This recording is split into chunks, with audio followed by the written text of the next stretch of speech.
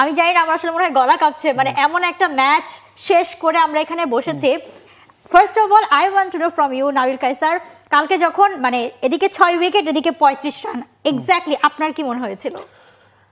যে কোনো সময় একটা উইকেট যদি শুরুর দিকে ভারত নিতে পারে, ভারত ম্যাচে ফিরবে এমনটাই মনে হচ্ছে। তারপরে 35 রান হাতে, 3.5 উইকেট, 4 উইকেট আমি বলবো না, কারণ ক্রিস ওকসের যে অবস্থা ছিল তারটাকে পুরো উইকেট আপনি বলতে পারবেন না, এবং শেষ দিকে ওই হাফ উইকেটটাই আসলে পার্থক্য টেনেছে।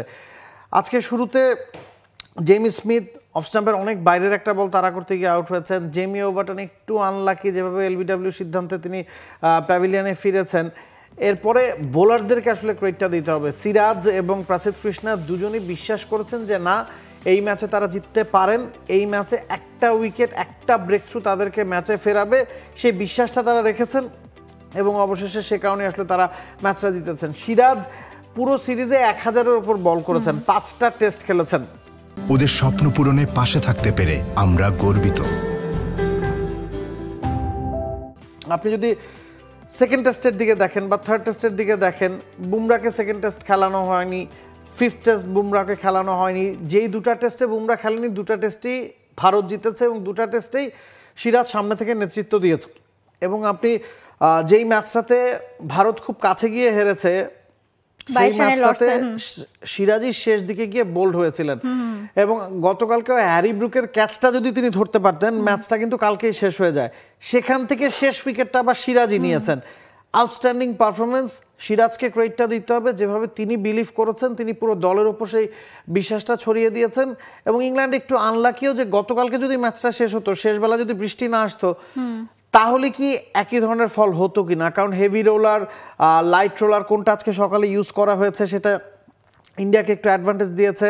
আজকে সকালে যেহেতু খেলা হয়েছে, ওভারকাস্ট কন্ডিশন ছিল, সেটাও ইন্ডিয়াকে একটা অ্যাডভান্টেজ দিয়েছে। তবে এই পুরো সিরিজটাই আসলে টানটান উত্তেজনা ছিল এবং নেল বাইটিং ফিনিশ বলতে যা বোঝায় তাই। আগের 4টা টেস্টই আমরা দেখেছি শেষ সেশনে গেছে, এই টেস্টটাও পঞ্চম দিনে গেছে, মানে প্রতিটা টেস্টে আসলে পঞ্চম দিনে গেছে। এবং এই ধরনের ম্যাচে দুই দলের মধ্যে আসলে খুব বেশি পার্থক্য টানা যায় না। স্কোর কার্ড আসলে কি বলে, কিন্তু ম্যাচের মানে ধরন যা বলেছে, স্কোর কার্ডে আমরা দেখেছি যে ভারত প্রথম ইনিংসে 224 রানে অল আউট হয়ে যাওয়ার পর ইংল্যান্ড প্রথম ইনিংসে তারা খেলেছিল 247 রান পর্যন্ত। এরপর ভারতের সেকেন্ড ইনিংসে 396 রান এবং ইংল্যান্ডকে একটা বড় রান দেওয়া, যদিও ইংল্যান্ডের হাতে তখনও প্রায় 2 দিন রয়েছিল। সো এই রানটা আসলে মনে হচ্ছিল যে ইংল্যান্ডের খুব বেশি কঠিন হবে না। এবং তারপর যখন ইংল্যান্ড ব্যাসবল খেলা শুরু করলো এবং জো রুট বলেন, আপনি ব্রুক বলেন, দুটো অনবদ্য সেঞ্চুরি, ব্রুকের ক্যাচ মিস, সিরাজের সবকিছুর পর একেবারে নিজেদের মানে এভাবে মানে আগলে রেখেছিল মানে টেস্টটাকে, যে এই ম্যাচ ইংল্যান্ডেরই হতে যাচ্ছে। সেখান থেকে মানে শেষ দিনে এসে আপনাকে 4টা উইকেট নিতে হবে 35 রান ডিফেন্ড করে। আমার শুধু জানতে মন চাই যে গত রাতে আসলে ড্রেসিং রুমে, ইন্ডিয়ার ড্রেসিং রুমে কি কথা হয়েছিল। আই মিন সিরাজ সেই ক্যাচটা মিস করে যেভাবে ইন্ডিয়াকে ম্যাচ থেকে ছিটকে দিয়েছিল, ঠিক একইভাবে পরদিন এসে সিরাজই, আপনি যদি এই ম্যাচের কথা বা এই সিরিজের কথা যতবার বলা হবে ততবার কিন্তু মানে আপনাকে সিরাজ দিয়ে শুরু করতে হবে, সিরাজ দিয়ে শেষ করতে হবে। 1000 বলস হি হ্যাভ প্লেড এবং একটা বল এমন নেই যে তার কোনো ইন্টেন্সিটির অভাব ছিল। ও মাই গুডনেস, মানে শুভমান গিলের কথা বলেন, কেএল রাহুলের কথা বলেন, এই ম্যাচ, এই সিরিজ শুরুর আগে বিরাট কোহলি, বিরাট কোহলি, রোহিত শর্মা, অশ্বিন, মানে এই নামগুলো ছাড়া আপনি টেস্ট খেলতে এসেছেন এবং ইন্ডিয়া মনে হয় এটা দিয়েই শুরু করতে চেয়েছিল যে it will be the new beginning. KL Rahul ম্যাচে সেটাই বলেছেন যে আমরা এখান থেকে নতুন ইন্ডিয়া নিয়ে ফিরছি। আগের ম্যাচে যেটা আমরা দেখেছিলাম, যেই ড্রটা জয়ের থেকেও বেশি ছিল ইন্ডিয়ার জন্য, আমি ওই জায়গায় আসতে চাচ্ছিলাম এক্স্যাক্টলি, এবং এই সিরিজ ড্রটাও কিন্তু ইন্ডিয়ার কাছে জয়ের থেকেও বেশি। অবশ্যই এই সিরিজে ভারতই মানসিকভাবে এগিয়ে থাকবে, কারণ ইংল্যান্ডের মাটিতে খেলা হয়েছে এবং সেখানে গিয়ে আপনি যখন 2-2 সিরিজ ড্র করে ফিরবেন, সেটা মোটামুটি জয়ের সমান। কারণ পুরোটা সিরিজে ইন্ডিয়া কিন্তু ডমিনেট করেছে, ইংল্যান্ড ছেড়ে কথা বলেনি। আবার যখন ইংল্যান্ড ডমিনেট করেছে, ইন্ডিয়া চেপে ধরেছে।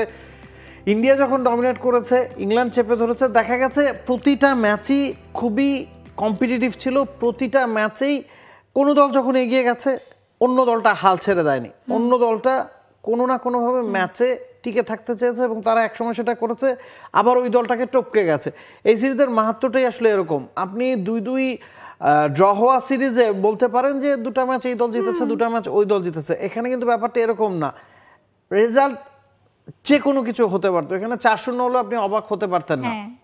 ব্যাসবল এরায় 40-41টা টেস্ট ম্যাচে ইংল্যান্ড 2টা টেস্ট ড্র করেছে, 2টাই ম্যানচেস্টারে। ওই ম্যাচটাতেই খালি মনে হয়েছে যে কিছুটা ফ্ল্যাট উইকেটে খেলা হয়েছে।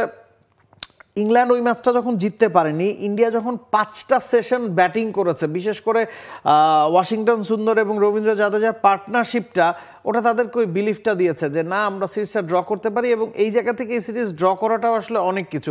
আপনি সিরিজের আগে যদি ফিরে যান, মাইকেল ভন, অ্যালিস্টেয়ার কুক বা মাইকেল ক্লার্ক, সবাই, নাসির হোসেন, সবাই কিন্তু ইংল্যান্ডকে অনেকখানি ফেভারিট বলেছেন, যেহেতু তাদের মাটিতে খেলা। নিউট্রাল হিসেবে মাইকেল ক্লার্কও বলেছেন যে হয়তো ইন্ডিয়া কম্পিটিটিভ ক্রিকেট খেলতে পারে বা জিততে পারে, তিনি ছাড়া সবাই আসলে ইংল্যান্ডের দিকেই বাজিটা ধরেছেন। ইন্ডিয়ানরাও কিন্তু খুব সাহস করে বলতে পারেনি যে তারা সিরিজটা জিতবে। রোহিত শর্মা ছিল না, কোহলি ছিল না, তারপর এখান থেকে 2-2, ইটস আউটস্ট্যান্ডিং। একটা সময় মাইকেল ভন এই কথাও বলেছেন প্রথম টেস্টের পরে যে ইংল্যান্ড হয়তো 4-0-তে জিতবেন। সব কিছুকে আসলে ভারত ভুল প্রমাণ করেছে এবং এই সিরিজে 2-2 ফলটাই আমার কাছে মনে হয় দুই দলের জন্য আসলে ডিজার্ভিং। একদমই তাই।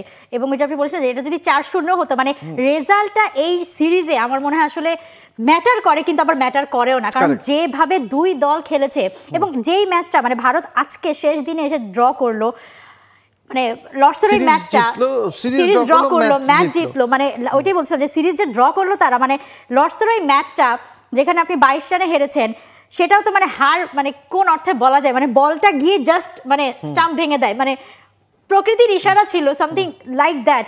বাট মানে আউটস্ট্যান্ডিং, লিটারালি আউটস্ট্যান্ডিং ইন্ডিয়া যেভাবে খেলেছে। এবং প্রত্যেকের নাম এখানে আসলে আপনাকে নিতে হবে। আপনি কোনো একজন, আপনি ঋষভ পান্থের মানে মানে ভাঙা হাত পা নিয়ে খেলা, আবার ক্রিস ওকসের আমরা দেখলাম, মানে এবং এই ইংল্যান্ড টিম নিয়েও যদি আসলে বলতে চান যে ইংল্যান্ডের, এবং শেষ ম্যাচটা ভারত জিতেছে দেখে আমরা হয়তো ভারতের গুণগানটা বেশি করছি। ইংল্যান্ডও কিন্তু পুরো সিরিজে ভারতকে চাপে রেখেছে। তারা সিরিজটা জেতার খুব দ্বারপ্রান্তে ছিল। 3-1 শুনলে হয়তো মনে হতো যে ইংল্যান্ড কনভিন্সিংলি জিতেছে, সবার ভবিষ্যৎবাণী সেটাই ছিল। তবে এই যে আজকের সকালে যে কোনো কিছুই হতে পারতো, এবং সেই জিনিসটাই ভারত করে দেখিয়েছে। এবং যেটা শুরুতে বলছিলাম যে কিছুটা সহায়তা তারা উইকেট থেকে পেয়েছে, তবে মনে হয় যে 3.5টা উইকেট, বারবার 3.5টাই বলছে, 3.5টা উইকেট হাতে নিয়ে এই 35 রান হয়তো চেস করা দরকার ছিল। এবং আপনার এটাও চিন্তা করতে হবে যে 374 রানের জবাবে 300 রান ইংল্যান্ড তুলেছিল 3 উইকেটে। দ্যাট মিনস শেষ 74 রান করতে তো তাদের হাতে 7 উইকেটের বেশি ছিল। তো ওই জায়গা থেকে হারটা ইংল্যান্ডকে অবশ্যই পড়াবে। হ্যাঁ একদমই। এবং ওই যে শেষ মানে আপনার তখন 42 রান, যখন আসলে 6 উইকেট হাতে ছিল, আর তারপর তো 35 রানের মানে একটা দিন পার হতে হলো। বাট হ্যাঁ, এবং আপনি 3.5 উইকেট বলছেন, কিন্তু মানে একদম শুরু থেকে প্রথম 2 বলে 2টা বাউন্ডারি মেরেছেন জেমি ওভারটন, মানে 34 থেকে 26-এ নামিয়ে এনেছিলেন, হাতে তখনও 4 উইকেট তখন। এবং আটকিনসন যখন লাস্টে 6ও মারলেন, তখনও তো ম্যাচ আসলে ইংল্যান্ডের হাতেই বলা যায়। মানে অ্যামেজিং অ্যামেজিং। মানে প্রশ্ন ওঠে না যে, মানে উঠছিল তো অনেকবারই উঠছে যে টেস্ট ক্রিকেট আসলে থাকছে কিনা, মানে টেস্ট ক্রিকেট আপনি থাকছেন স্যার। আমরা লিটারালি যদি স্কোর কার্ডটা দেখি, পুরো সিরিজের সামারিটা যদি দেখি, প্রতিটা ম্যাচই কম্পিটিটিভ হয়েছে, প্রতিটা ম্যাচই শেষ দিনে গেছে, প্রথম 4টা ম্যাচ শেষ সেশনে গেছে, এবং শেষ মুহূর্তে গিয়ে আসলে সিরিজটার ফয়সালা হয়েছে বা ম্যাচগুলোর ফয়সালা হয়েছে। প্রথম টেস্টে ইংল্যান্ড 5 উইকেটে জিতেছে, 371 রান চেস করে তারা জিতেছে, 370-এর ওপরে। এবং এই ম্যাচটাতে তাদের 374 রান টার্গেট ছিল, 6 রানে তারা হেরেছে। তৃতীয় টেস্টটা ইংল্যান্ড মাত্র 22 রানে জিতেছে, যেখানে সিরাজ এবং রবীন্দ্র জাদেজা আউটস্ট্যান্ডিং খেলেছেন। চতুর্থ ম্যাচটাতে জাদেজা এবং ওয়াশিংটন সুন্দরের পার্টনারশিপে ম্যাচটা ড্র করতে সক্ষম হয়েছে ভারত যেই ম্যাচটা জিতেছে, সেই ম্যাচটা কিন্তু আবার অনেক বড় ব্যবধানে তারা জিতেছে। তো সব মিলিয়ে শুভমান গিল সিরিজ সেরা হয়েছেন, হ্যারি ব্রুক সিরিজ সেরা হয়েছেন। মানে ইংল্যান্ডের নিয়মটা এমন যে ইংল্যান্ড থেকে একজন হয়েছেন, যেটা ভারতের কোচ নির্ধারণ করেছেন, এবং ভারত থেকে যেটা হয়েছে সেটা ইংল্যান্ডের কোচ নির্ধারণ করেছেন। তো Shubman Gill he has been outstanding. Test ক্যাপ্টেন্সির শুরুতেই যেভাবে খেলেছেন, প্রায় 800 রান করেছেন পুরো সিরিজ জুড়ে। হ্যারি ব্রুক দারুণ পারফর্ম করেছেন। তবে দিন শেষে আমার কাছে মনে হয় যে জাদেজার রোলটা খুব ক্রুশাল ছিল। জাদেজা অনেক বড় একটা পার্থক্য টেনেছেন। যেই সময় তিনি ব্যাটিংয়ে নেমেছেন, সেই সময়ে যেভাবে ইনিংসগুলোকে টেনেছেন, বড় করেছেন, সেটা এই সিরিজে দুই দলের মধ্যে একটা পার্থক্য টেনে। এবং ইন্ডিয়ার মানে নিচের দিকে নেমে 5 না 6 এর পর ব্যাটিংয়ে নেমে তো রেকর্ডও তিনি করেছেন যে 500+ রান এবং 6টা 50+ স্কোর। সবগুলোই কিন্তু আসলে মানে যেমন সংখ্যার রেকর্ড গড়ে দিয়েছে, তেমনি ইম্প্যাক্টও ফেলেছে ম্যাচে এবং সিরিজে অ্যাজ ওয়েল। সো হ্যাঁ ডেফিনেটলি শুভমান গিল এবং কে এল রাহুলও যেমন বলছিলেন যে দেখেন তারা কিন্তু বলছিলেন যে এই সিরিজ যখন শুরু হয় তখন এই যে ইয়াং বা ইয়াশাসবি জয়সওয়াল বা এই প্লেয়াররা আমাদের এসে আসলে জিজ্ঞেস করছিল ইংল্যান্ডের কন্ডিশন কেমন বা অমুক কি তমুক কি এই সেই জিজ্ঞেস করছিল। তো তখন আসলে উই ওয়ার থিঙ্কিং যে আচ্ছা কোহলি নাই, রোহিত নাই, মানে আমাদের উপর আসলে অন্যরকম একটা দায়িত্ব বর্তেছে।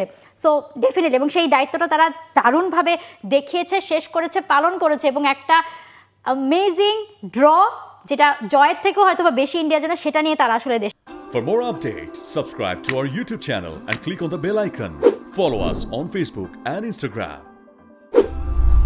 Download T Sports app to enjoy exciting games and highlights. Visit tsports.com.